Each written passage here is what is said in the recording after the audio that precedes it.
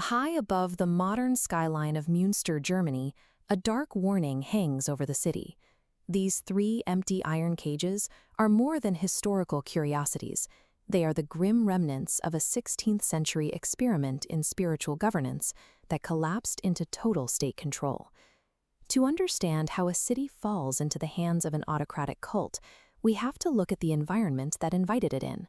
In 1534, an acute economic collapse and the fragmentation of religious authority effectively shattered the existing social contract. This crisis created a profound psychological vulnerability.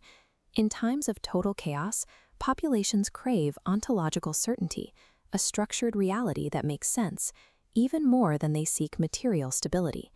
This desperation provided the perfect opening for radical Anabaptists to flood the city and rebrand it as the New Jerusalem.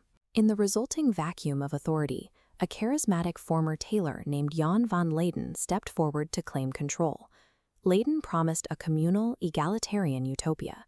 This initial promise is the indispensable lure required before a leader can begin the systematic dismantling of individual autonomy. The transition to autocracy happened with terrifying speed. In months, Leyden mutated into an absolute Messianic king demanding total submission. He immediately established a coercive monopoly on truth, starting with mandatory adult baptism, transforming faith into a compulsory metric of state loyalty. To secure this control, the regime orchestrated the public incineration of all non-religious literature, sparing only the Bible. This created a Year Zero environment.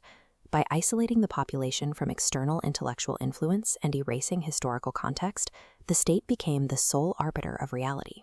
When belief is enforced under the threat of capital punishment, it ceases to be personal conviction and becomes a mechanism for absolute psychological submission. With the public mind captured, the regime moved to dissolve the final bastions of resistance, the traditional loyalties binding individuals to their property and families.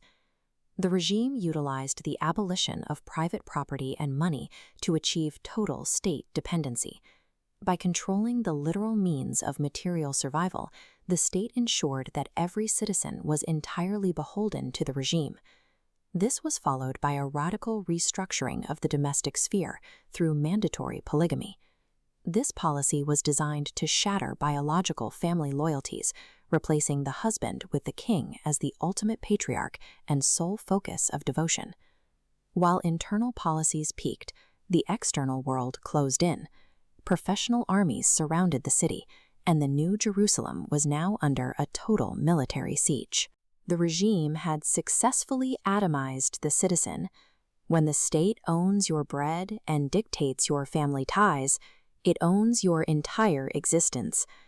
The final months revealed a fatal chasm between propaganda and reality. While Leyden broadcast promises of miraculous divine intervention, his starving citizens were reduced to eating dogs and leather. The experiment ended not with a miracle, but through a combination of overwhelming military force and internal betrayal by the regime's disillusioned inner circle. Following the collapse, the traditional order was restored through a theater of agony. Leyden and his lieutenants were subjected to horrific public torture and execution in the town square. The display of their broken bodies in those iron cages provided a visceral rebuttal to their claims of divine protection, a permanent physical monument to the failure of the Messianic experiment. Those cages remain fixtures of the Münster skyline, but the tactics of totalitarian capture have evolved and hyper-accelerated.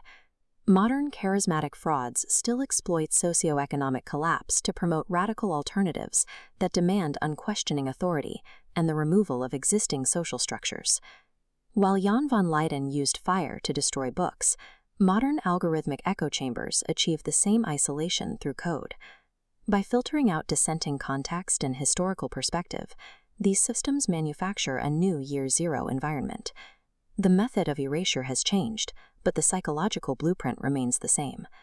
Recognizing these recurring patterns is our only effective defense against the persistent cycle of messianic deception.